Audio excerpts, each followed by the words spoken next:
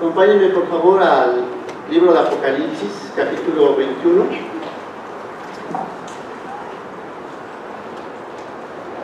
Vamos a leer juntos los primeros 5 versículos. Apocalipsis 21, versículos 1 al 5. Pónganse de pie, por favor, hermanos, y vamos a leer esta palabra del Señor. Juntos dice así la palabra de Dios: vi un cielo nuevo y una tierra nueva, porque el primer cielo y la primera tierra pasaron, y el mar ya no existía más. Y yo, Juan, vi la santa ciudad, la nueva Jerusalén, descender del cielo de Dios, dispuestas como una esposa ataviada para su marido.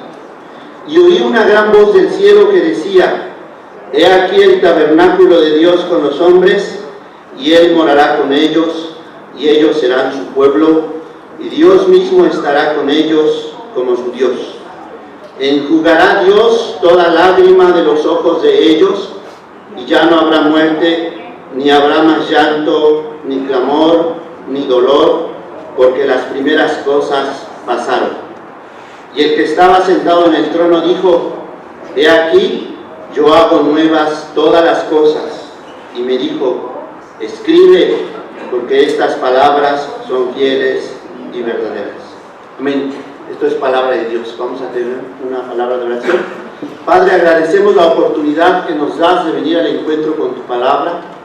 Oramos, Señor, que esta tarde nuevamente nos hables con tu palabra, que refresques nuestras vidas, Señor, que nos confrontes, que nos animes, y también, Señor, que permitas que podamos ser también hacedores de tu palabra y no meramente oidores.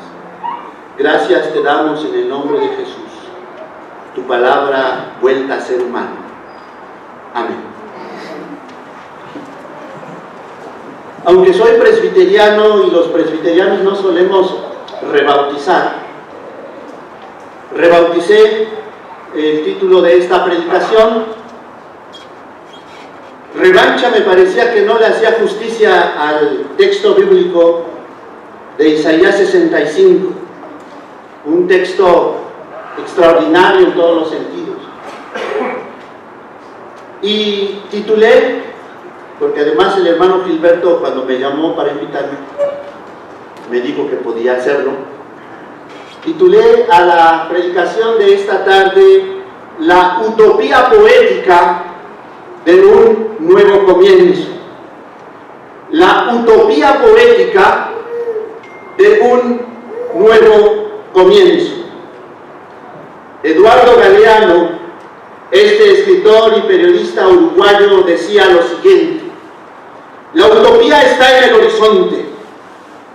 Camino 2 pasos, ella se aleja 2 pasos, y el horizonte se recorre 10 pasos más allá. Entonces, ¿para qué sirve la utopía? Para eso, sirve para caminar. La utopía, hermanos y hermanas, sirve para caminar. Fue el filósofo cristiano inglés Tomás Moro quien acuñó el término moderno utopía, poniendo nombre a uno de sus más célebres libros de teoría política, La Utopía. Como tal, la palabra utopía proviene de los vocablos griegos u, que significa no, y topos, que traduce lugar. Es decir, etimológicamente hablando, utopía significa lugar que no existe.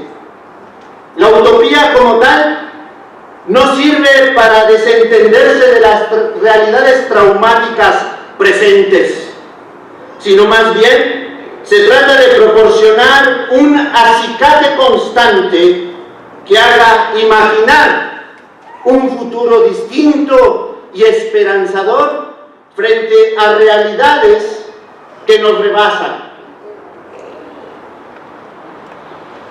la utopía poética de un nuevo comienzo. La otra palabra clave poética viene también del griego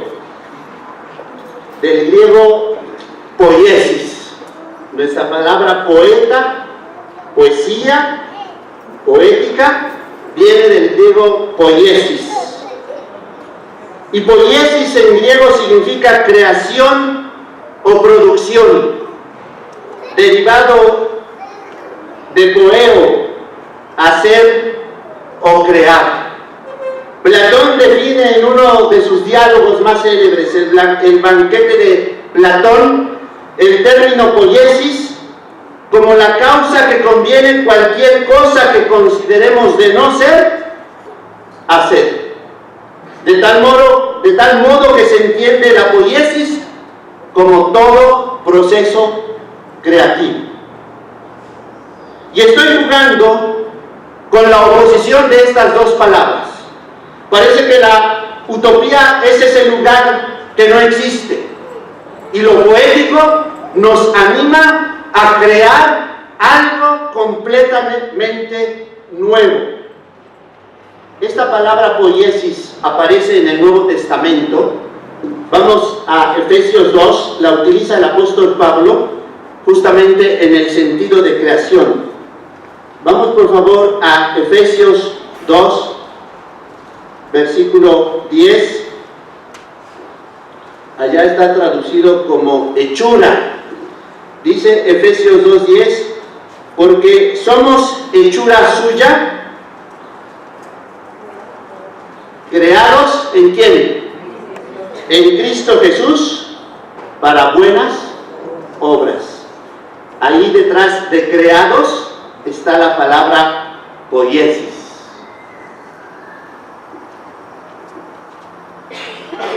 Vamos a Isaías, hermanos, 65. Isaías 65, el texto que recién acabamos de leer y que va a orientar la reflexión de la predicación en esta tarde. Isaías 65, 17, ¿cómo dice la palabra del Señor? Porque he aquí que yo crearé nuevos cielos y nueva tierra, y de lo primero no habrá memoria, ni más vendrá al pensamiento. Decíamos, hermanos y hermanas, que la utopía no sirve para desentendernos de las realidades traumáticas por las que muchas veces atravesamos como hijos e hijas de Dios, incluso como iglesia. Esta palabra que el profeta Isaías le dirige al pueblo de Israel lo hace justamente después de hablar de una realidad profundamente traumática para la nación de Israel. Leamos la segunda parte del versículo 16 de este mismo capítulo. Porque las angustias, ¿cómo dice? Porque las angustias primeras serán olvidadas y serán cubiertas de mis ojos. Cuando el profeta Isaías le dice al pueblo de Israel que Dios está por hacer algo nuevo, que Dios está por transformar la realidad en la que el pueblo de Israel está viviendo, lo hace justamente cuando recién ha señalado que el pueblo de Israel ha sufrido angustias. Porque las angustias primeras serán olvidadas y serán cubiertas de mis ojos. En medio de una situación harto difícil, el autor bíblico fue capaz de imaginar un mejor futuro para su pueblo. Cuando el profeta Isaías escribe esto, el pueblo de Israel está en el exilio en Babilonia, está humillado, está a punto de perder su identidad como pueblo de Dios. Ha perdido las grandes instituciones que dieron vida y animaron la fe del pueblo de Israel. El templo está destruido. Nabucodonosor lo había destruido años atrás y lo había reducido a cenizas.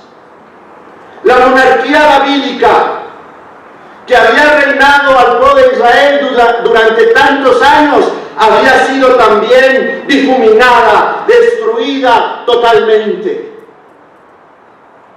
Su territorio, la tierra donde fluía leche y miel, que Dios le había concedido a este pueblo que Dios sacó de la esclavitud en Egipto, también la había perdido. Y cuando toda esperanza se desmorona, cuando toda seguridad en esta vida se ha diluido por la catástrofe, cuando la desgracia ha alcanzado al pueblo de Israel, cuando lo ha perdido todo, irrumpe con poder esta palabra del Señor que le dice a su pueblo: este no es el fin. La historia no se acaba aquí. El templo podrá estar destruido.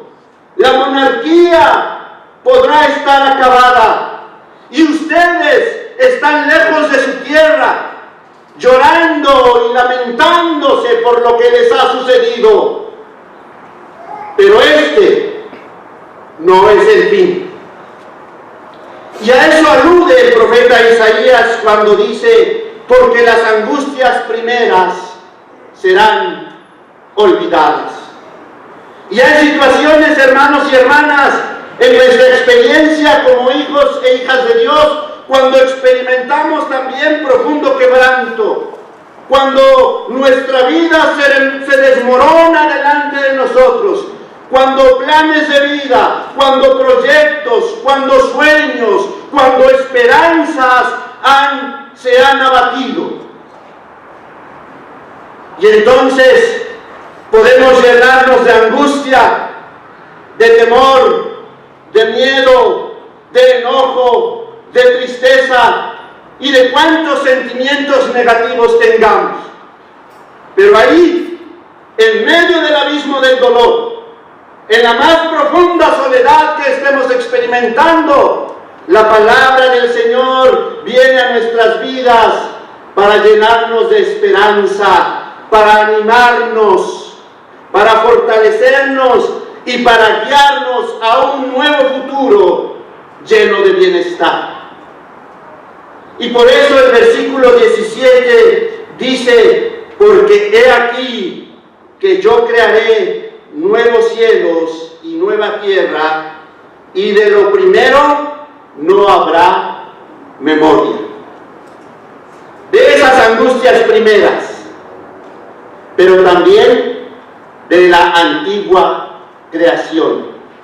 Y de lo nuevo y de lo primero no habrá memoria, ni más vendrá al pensamiento. En ese contexto de pérdida de identidad, de desintegración nacional y de sufrimiento en medio de las culturas paganas que acosan al pueblo de Israel en el exilio babilónico, de sistemas económicos y políticos dominantes, la palabra de Dios se abre camino para proclamar que otro mundo es posible. Que la situación que están viviendo, que están padeciendo, Dios la va a transformar. Y cuando Dios dice: he aquí yo crearé, crear, como les he dicho, en griego se dice poiesis, pero estamos frente a un texto hebreo. Crear en hebreo se dice bará, y así se abre la Biblia en hebreo. Génesis 1:1 dice: Bereshit bará Elohim, en el principio creó Dios. Y cuando el profeta Isaías dice que el Señor va a crear algo nuevo, nos está proyectando hacia Cuando Dios creó todas las cosas en los orígenes, en el principio, el verbo bará. Y este verbo es muy importante en la lengua hebrea, porque el verbo bará tiene como sujeto exclusivo a Dios.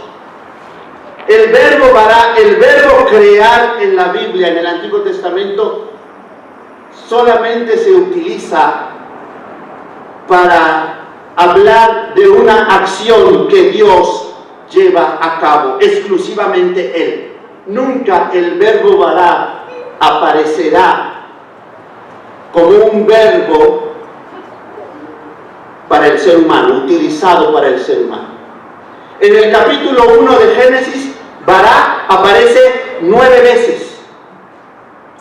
En Isaías 40 al 55 aparece 19 veces. Y en apenas 2 versículos del capítulo 65 de Isaías aparece 3 veces. Versículo 18 dice: mas os gozaréis y os alegraréis para siempre en las cosas que yo he creado, porque he aquí que yo traigo a Jerusalén alegría y a su pueblo gozo.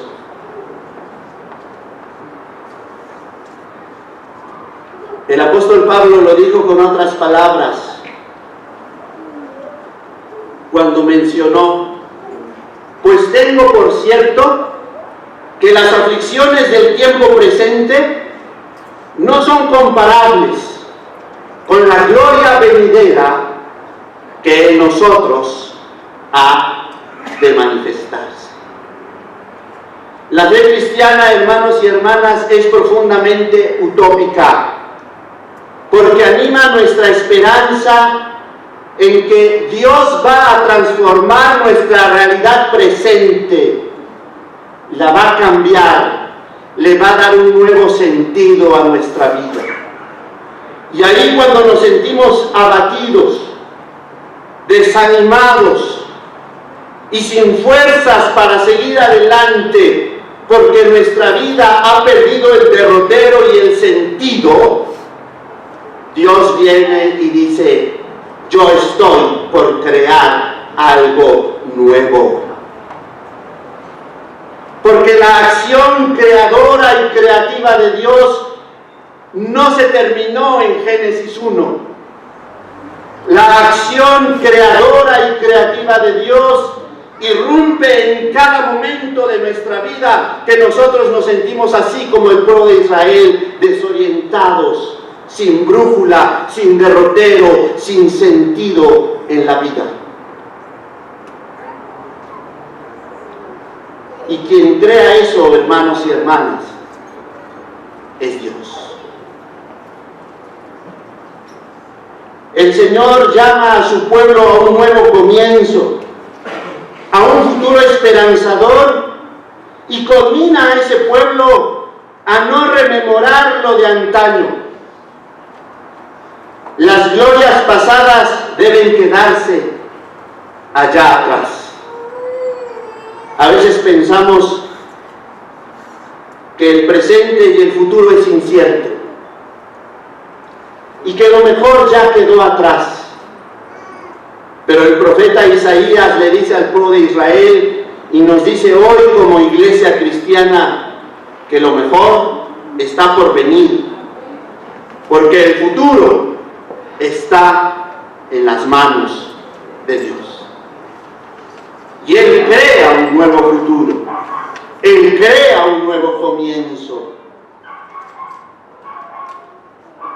Isaías 43, vamos a Isaías 43, 18, porque este capítulo 65 y también Isaías 43, 18 son temas que recuperó Juan de Patmos cuando escribió el libro del Apocalipsis que leímos al principio de la predicación. Isaías 43, 18 y 19, ¿cómo dicen, hermanos, hermanas? No os acordéis de las cosas pasadas, ni traigáis a memoria las cosas antiguas. He aquí que yo hago cosa nueva, pronto saldrá a luz. ¿No la conoceréis? Otra vez abriré camino en el desierto y ríos en la soledad. Dios hace nuevas las cosas para que su pueblo tenga la fuerza y el valor para seguir adelante. En medio del contexto más oscuro, Dios aparece para alumbrar nuestra oscuridad con su luz. Por eso uno de los lemas de la Reforma Protestante fue post tenebras luz, después de las tinieblas la luz. Y así también, en la más densa oscuridad de nuestras vidas, Dios irrumpe con su luz esplendorosa, con su luz brillante, para alumbrar nuestras tinieblas. Cuando no miramos claro y no sabemos a dónde ir, Dios nos toma de la mano y nos dice: yo sí sé. Y Él nos llevará a buen puerto.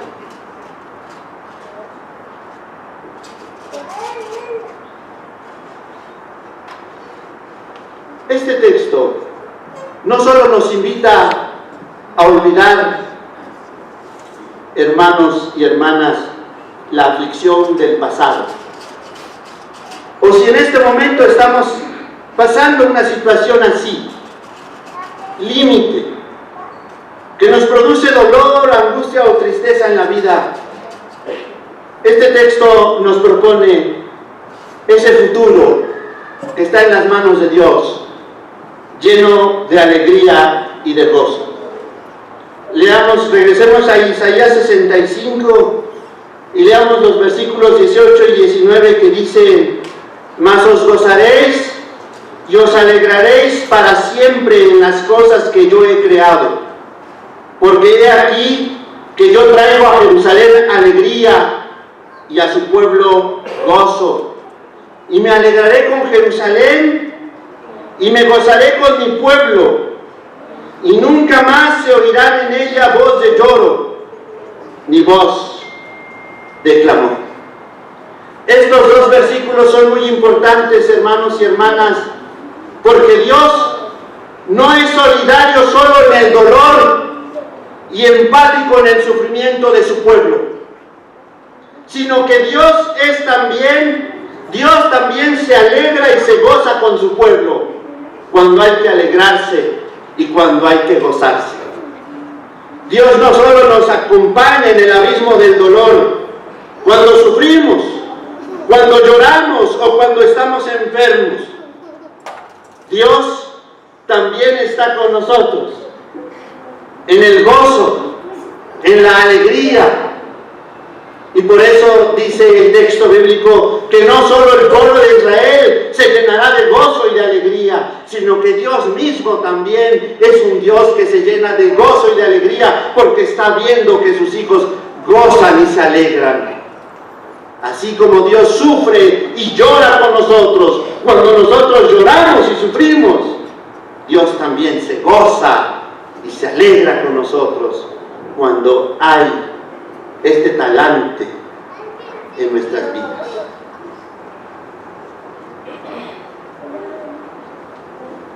Noten que el motivo del gozo es,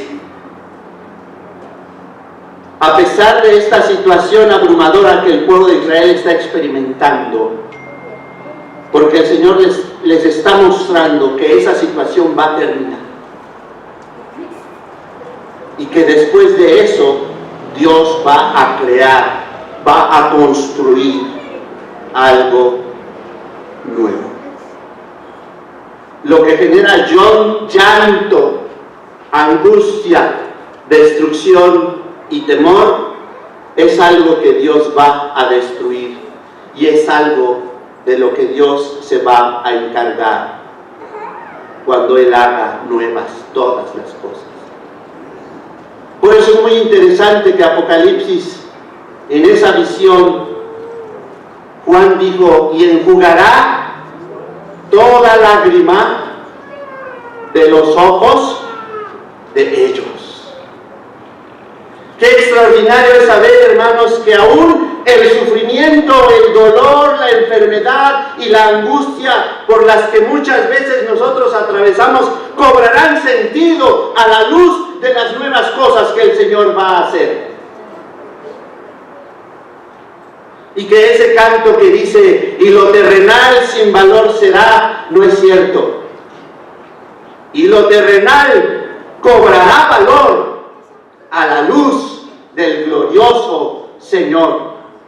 Porque esas lágrimas que usted ha derramado, porque esa angustia que usted ha experimentado, porque esa enfermedad que usted ha padecido, Dios lo va a consolar, enjugará, limpiará toda lágrima de los ojos de ellos.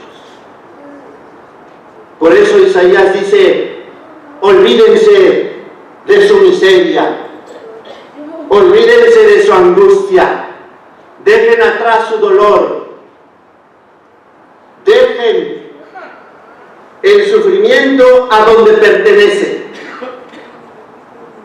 y proyecten su mirada a esa poiesis, a esa nueva creación que Dios va a hacer con ustedes y a favor de ustedes. La utopía isaiana irrumpe con mucha fuerza en esta imaginación profética y también poética que dice, versículo 20, no habrá más allí niño que muera de pocos días, ni viejo que sus días no cumpla, porque el niño morirá de 100 años, y el pecador de 100 años será maldito. Esto también debe darnos esperanza en medio de la situación de inseguridad y de violencia que está experimentando nuestro país. El profeta Isaías está recordando que en Israel los niños murieron de hambre y de sed. Está recuperando el lenguaje propio del libro de Lamentaciones. Vamos a Lamentaciones. Después del profeta Jeremías está este libro de Lamentaciones, que habla justamente de las experiencias cuando el pueblo de Israel fue llevado al exilio y lo que sufrieron, especialmente los niños y los ancianos. Lamentaciones 2:11 dice así, mis ojos desfallecieron de lágrimas, se conmovieron mis entrañas, mi hígado se derramó por tierra a causa del quebrantamiento de la hija de mi pueblo, cuando desfallecía el niño y el que mamaba en las plazas de la ciudad. Versículo 19. Levántate, da voces en la noche, al comenzar las vigilias, derrama como agua tu corazón ante la presencia del Señor, alza tus manos a Él implorando la vida de tus pequeñitos, que desfallecen de hambre en las entradas de todas las calles. Y Lamentaciones 4:4. La lengua del niño de pecho se pegó a su paladar por la sed. Los pequeñuelos pidieron pan y no hubo quien se lo repartiese. En situaciones de violencia extrema, quienes más sufren son los pequeños, los niños y los ancianos. Y este texto de Isaías que orientó al pueblo de Israel en ese momento de angustia y de sufrimiento, de zozobra, de temor, debe orientar a nuestra propia nación en este tiempo de violencia, de muerte, de angustia. Y esta mirada utópica del profeta Isaías es: tus niños vivirán, tus niños no volverán a morir de hambre, tus niños no volverán a morir de sed, porque Dios va a hacer nuevas todas las cosas. Y este es el mensaje que como iglesia tenemos que proclamar en medio de la violencia extrema que acosa a nuestra nación, que acosa a nuestro país. Nosotros tenemos que ser parte de la solución frente a esta violencia, anunciando la palabra profética que hoy irrumpe en nuestras vidas y diciéndole al vecino y a la vecina que Dios no va a dejar a nuestro país como no dejó al pueblo de Israel en su miseria, que Dios va a tener misericordia también de nosotros y que Dios va a hacer algo nuevo también con nuestra patria. En lugar de estarnos lamentando, tenemos que recuperar la imaginación profética y soñar con otro México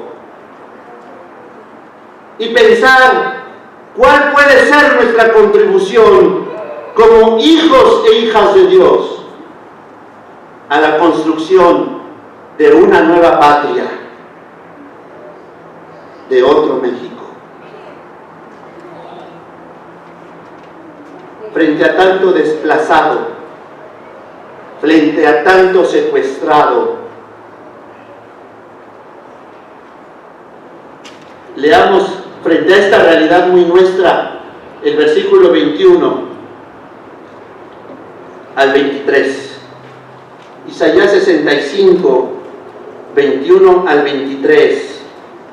Dicen: edificarán casas y morarán en ellas, plantarán viñas y comerán el fruto de ellas. No edificarán para que otro habite, ni plantarán para que otro coma, porque según los días de los árboles serán los días de mi pueblo, y mis escogidos disfrutarán la obra de sus manos.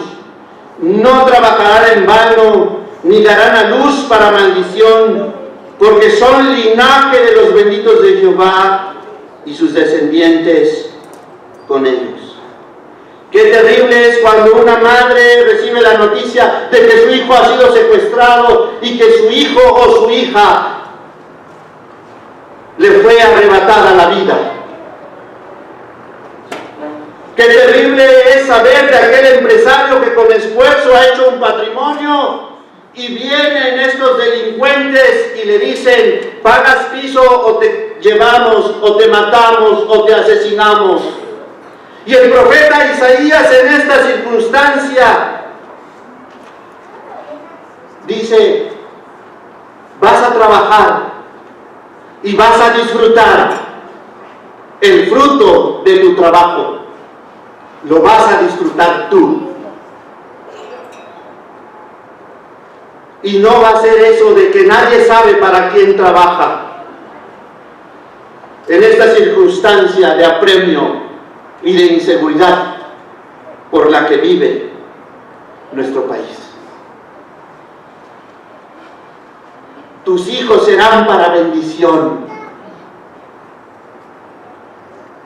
Y hoy, hermanos, tenemos que salir renovados con esta palabra profética. Tenemos que regresar a nuestros hogares y en medio de esta realidad social perturbadora que a nosotros también nos acosa, que a nosotros también nos duele, que a nosotros también nos afecta, que a nosotros también nos hace temer y angustiarnos. Mirad esta palabra del Señor que nos anima y que nos dice que Él va a acabar con todo eso.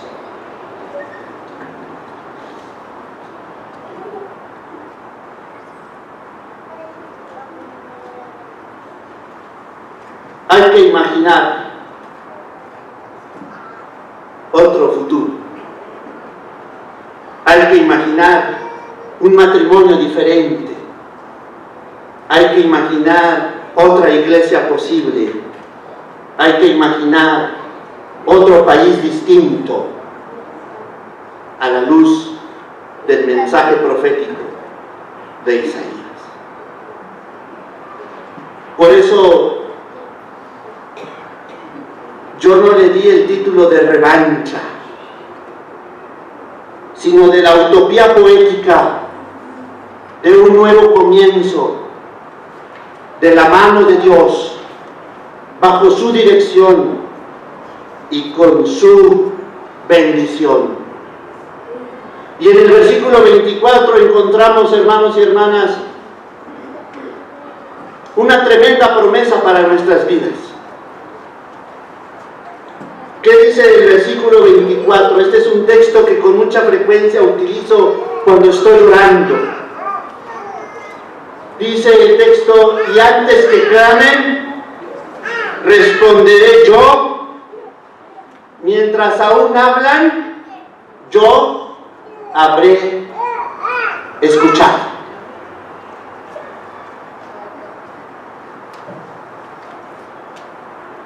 A pesar de que Dios va a hacer todas las cosas nuevas, nosotros tenemos también nuestro propio que hacer. No es que le dejamos todo a Dios, es que nosotros también tenemos mucho que hacer. Y por eso el profeta Isaías le dice al pueblo de Israel: ¡Ey! Dios va a hacer algo nuevo. Pero tus manos son las manos de Dios y tus pies son los pies de Dios. Y en este sentido tenemos mucho que hacer. Y hacemos mucho cuando oramos, cuando clamamos por nosotros mismos y por nosotros, por el país, por la circunstancia de adversidad. Y antes que clamen, responderé yo. Mientras aún hablan, yo habré oído. Y esto contrasta con el modo como se abre el capítulo 65 en el versículo 1 y luego el versículo 12. Vamos a Isaías 65, 1. Miren cómo Dios se deja encontrar por los que no lo están buscando.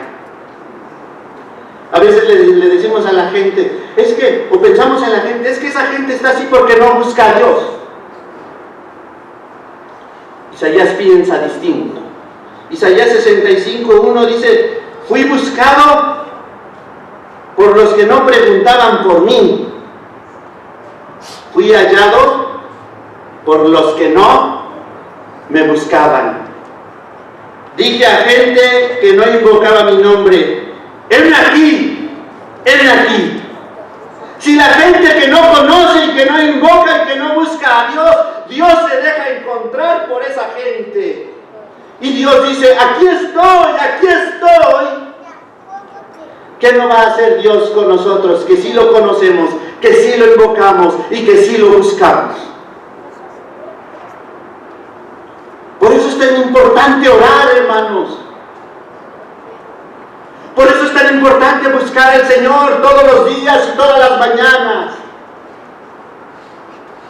Porque si Dios dice: yo me dejo encontrar por los que no me buscan, y les digo: aquí estoy, cuenten conmigo, ¿qué no nos dirá a nosotros? A nosotros nos dice: antes que clamen, responderé yo. Mientras aún hablan, yo habré escuchado.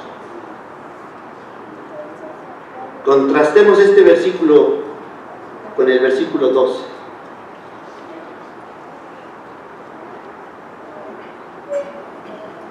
Yo también os destinaré a la espada, y todos vosotros os arrodillaréis al degolladero, por cuanto llamé y no respondisteis, hablé y no oísteis, sino que hicisteis lo malo delante de mis ojos y escogisteis lo que me desagrada. Dios no nos paga mal por mal, hermanos. Dios dice: yo los llamé y no me escucharon. Yo los busqué y no me hicieron caso. Y si Dios fuera como nosotros, hermanos y hermanas, diría: entonces voy a cerrar mis oídos y voy a cerrar mis ojos, y cuando ustedes me busquen y cuando ustedes clamen, no voy a escucharlos. En lugar de eso, Dios dice: a pesar de que ustedes no me escucharon, yo sí los escucho. Y a pesar de que ustedes no me obedecieron, aquí estoy para ustedes. Este es nuestro Dios, hermano. Esta es la promesa que el Señor nos hace hoy. Cuando oramos, Dios hace algo. Dios actúa. Y este texto termina en el versículo 25 diciendo: el lobo y el cordero serán apacentados juntos, y el león comerá paja como el buey, y el polvo será el alimento de la serpiente. No afligirán ni harán mal en todo mi santo monte. Este último versículo está inspirado en Isaías 11, 6 al 9, y jalonea el tema de Génesis 3, 14, de la serpiente. Hay pares de animales. El lobo y el cordero serán apacentados juntos. El lobo se come al cordero, pero en la nueva realidad de Dios, ambos comen juntos. El león, que es un animal que come carne, que es un carnívoro, ahora se ha vuelto herbívoro. El león comerá paja como el buey. La única que no haya pareja es la serpiente. La serpiente se sigue quedando sola, y el alimento de la serpiente será el polvo. Para esa no hay promesa. Para la serpiente no hay esperanza. Así como Dios la maldijo en Génesis 3:14, así permanece, y así permanecerá. Tenemos mucho por hacer. Quiero terminar con un poema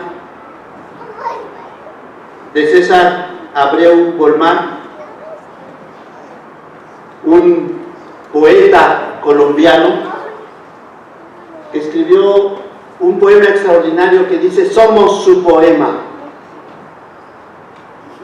Volvamos a leer Efesios 2:10, porque César Abreu Bolmán hizo su poema basado en Efesios 2:10, en esa poiesis. Y lo que les decía hace un momento, nosotros somos las manos y los pies de Dios, porque sí, Dios crea nuevas todas las cosas, pero nosotros también nos ha creado. ¿Para qué? Efesios 2:10, porque somos hechura suya, creados en Cristo Jesús. ¿Para qué cosa, hermanos?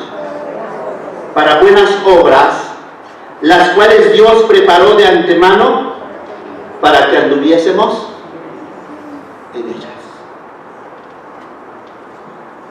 No solo Dios crea nuevas todas las cosas, también a nosotros. para que nosotros hagamos buenas obras. Aquí está nuestro compromiso con nuestra familia, con nuestra iglesia, con nuestro país y desde luego con Dios y con nosotros. César Abreu Guzmán dice así: somos tu poema. Quise escribir el mejor poema, pero tú lo habías hecho, Señor. Y quise encontrar la mejor palabra, pero tú eres la palabra por excelencia. Somos tu poema, escrito con amor y con sangre de tu Hijo, de tu propio corazón. El mundo es tu parto de palabras. Somos las sílabas de tu gran canción. Somos tu poema. Esta, hermanos, es la utopía poética de un nuevo comienzo. Que Dios bendiga nuestras vidas. Amén.